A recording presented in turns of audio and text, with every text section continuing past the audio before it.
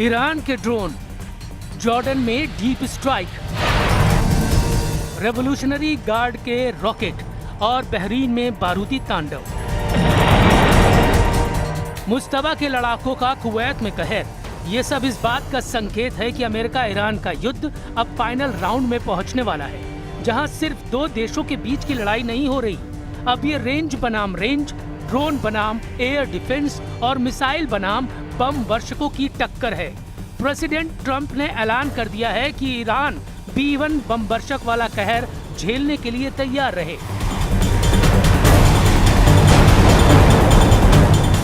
Iran पर Trump 13,600 kilogram का बम फोड़ने जा रहे हैं।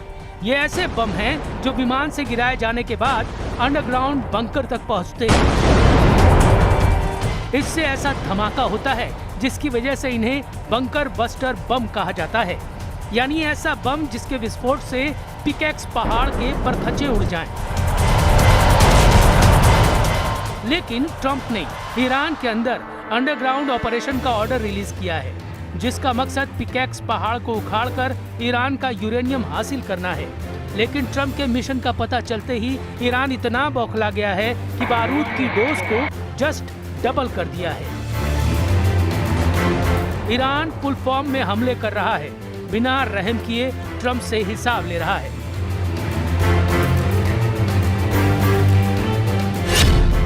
ईरान मिसाइलों से पीट रहा है, जॉर्डन बचाओ बचाओ चीख रहा है। ईरान ड्रोन बमों की बौछार कर रहा है, बहरीन रहम रहम गिड़गिड़ा रहा है।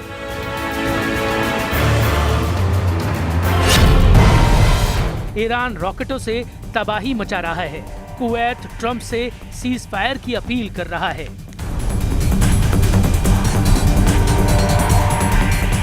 ईरान के जितने दुश्मन हैं, सब सरेंडर मोड में आ चुके हैं। इजराइल तक युद्ध से साइड लेकर एक किनारे खड़ा है। लड़ाई अब सीधे अमेरिका ईरान में चल रही है, जबरदस्त टक्कर हो रही है। अमेरिका रात भर बमबारी करता है, सुबह की पहली रोशनी से ईरान जवाब देना शुरू करता है। ईरान जब जवाबी हमला करता है तो सिर्फ अमेरिका की हालत खराब नहीं होती, ट्रंप से दोस्ती रखने वाले तमाम देश ईरान का ताप झेलते हैं।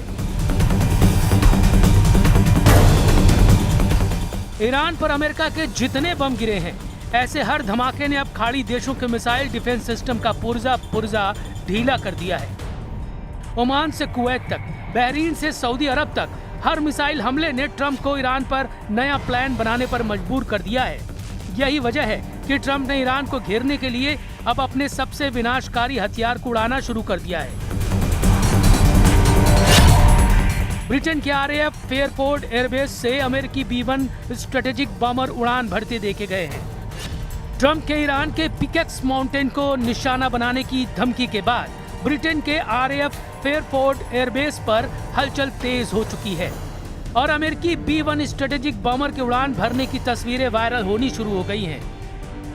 CNN की रिपोर्ट के मुताबिक अमेरिका यूरोप में तैनात अपने F-16 और F-35 लड़ाकू विमानों को भी पश्चिम एशिया में भेजने का प्लान बना चुका है।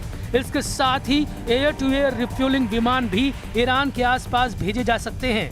इस बीच इजराइल का बेन गुरियन इंटरनेशनल एयरपोर्ट भी एक मिलिट्री बेस बन चुका है। यहाँ पहले भी अमेरिकी सेना के जंगी हथियार तैनात रहे हैं, लेकिन अब तो इनके वीडियो खुद अमेरिकी मीडिया जारी कर रहा है। इसकी वजह ट्रंप पहले ही साफ कर चुके हैं। ट्रंप तब तक ईरान को बम से मारेंगे जब तक वो उनकी शर्तों पर सरेंडर नहीं करता।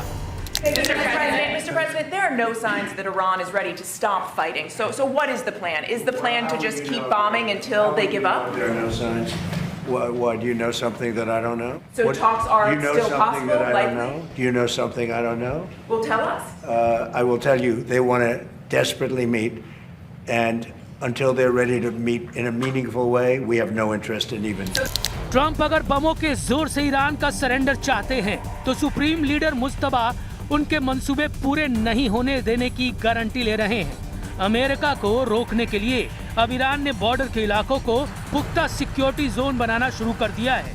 ईरान के दक्षिण में बंदर अब्बास, जास और सिरिक में अमेरिका ने भयानक हमला किया, तो ईरान के पश्चिम में खुजिस्तान के अहवाज, महशहर बंदर इमाम और आबादान में हवाई हमले कर रहे हैं। इसके अलावा तबरीज में अमेरिका ने तबाही मचाई है, लेकिन अब रेवोल्यूशनरी गार्ड इन्हीं वॉर जोन को अमेरिकी मिसाइलों और जेटों का कब्रगाह बनाने की तैयारी कर रहे हैं।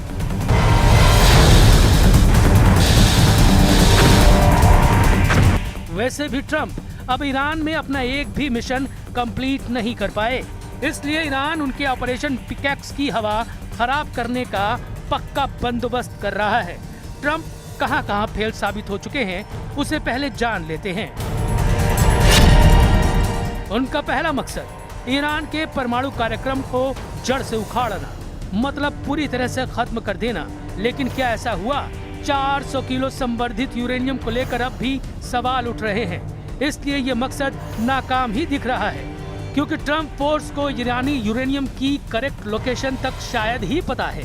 ट्रंप का दूसरा मकसद ईरान के मिसाइल जखीरे को मिटा देना, लेकिन ईरान के कमांडर दावा कर रहे हैं कि उनके पास इतनी मिसाइल है कि ईरान 20 साल तक लगातार युद्ध लड़ सकता है, इसलिए ये मकसद भी फेल हो गया। ट्रंप का तीसरा मकसद ईरान में बगावत करवा के तख्ता पलट करना था, लेकिन मुस्तफा खमेनी ने ईरान के सर्वोच्च नेता का पद बखूबी संभाल लिया है और ईरान की मिलिट्री लीडरशिप भी कायम है। यानी ट्रंप के तीनों मकसद नाकाम साबित हुए हैं। ईरान ये वादा कर रहा है कि ट्रंप जितनी भी प्लानिंग करना है करते रहें। उनकी धमकियों और धौस से ईरान डरने वाला नहीं। ट्रंप को अगर ईरान में कुछ हासिल होगा तो वो हार है।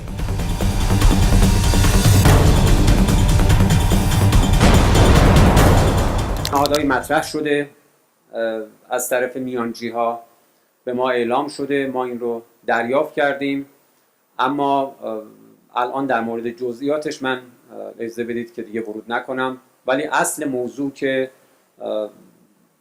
در این روزها هم دستگاه دیپلماسی فعال بوده و هم ایده‌هایی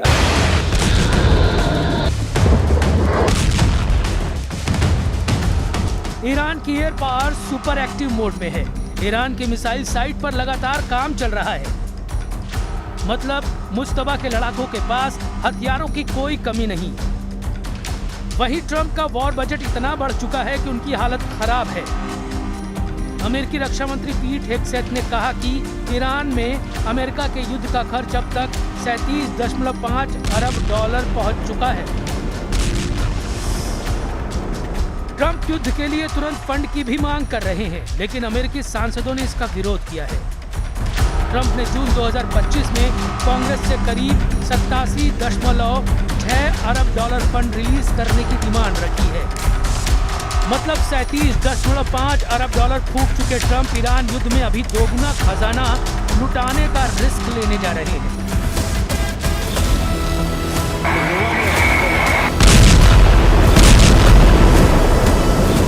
अमेरिका में ज्यादातर सीनेटर ट्रंप के वॉर बजट बढ़ाने पर भड़के हुए हैं, जबकि अमेरिकी रक्षा मंत्री दावा कर रहे हैं कि यही सही समय है जब अमेरिकी सेनाओं को ज्यादा से ज्यादा बम दिए जाएं।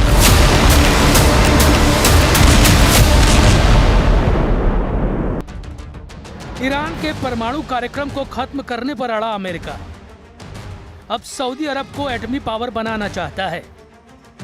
ट्रंप ने सऊदी अरब के साथ परमाणु समझौते को औपचारिक रूप से मंजूरी दे दी है। ये डील हुई तो सऊदी अरब को अमेरिका से मिलेगा एक सिविलियन न्यूक्लियर प्रोग्राम और फिर सऊदी अरब यूरेनियम संवर्धन भी कर पाएगा। ये डील अरबों डॉलर की हो सकती है। इस पैकेज में 123 एग्रीमेंट शामिल है। यह समझौता एक तरह से वो नियम है जिसके तहत दूसरे देशों के साथ अमेरिका न्यूक्लियर डील करता है। यूरेनियम संवर्धन वो प्रक्रिया है जो 90% तक की जाए तो परमाणु बम भी बनाया जा सकता है। 123 एग्रीमेंट अमेरिकी एटॉमिक एनर्जी एक्ट 1954 की धारा 123 के तहत होने वाला परमाणु सहयोग समझौता है। इसके जरिए अमेरिका किसी दूसरे देश के साथ सिविल न्यूक्लियर टेक्नोलॉजी, ईंधन और तकनीकी सहयोग कर सकता है, लेकिन आमतौर पर ऐसे समझौतों में ये शर्त होती है कि दूसरा देश परमाणु हथियार बनाने की कोशिश नहीं करेगा। लेकिन सऊदी अरब के क्राउन प्रिंस सलमान 8 साल पहले ही अपने इरादे जाहिर कर चुके हैं। मोहम्मद बिन सलमान ने 2018 में एक बयान में कह रखा है कि अगर ईरान ने एटम बम बनाया तो सऊदी अरब भी एटम बम बनाएगा। शायद ट्रंप के लिए भी ईरान के परमाणु हथियारों की काट प्रिंस सलमान को साधने में दिख रही है। इसलिए खाड़ी में नया परमाणु पावर बनाकर वो ईरानी खतरे को बैलेंस करना चाहते हैं, लेकिन अभी ये बहुत दूर की बात है। अभी तो आलम ये है कि ईरान खाड़ी देशों को अपने इशारे पर नचा रहा है। ईरान जिसे चाहता है उसे मिसाइल से फोड़ दे रहा है।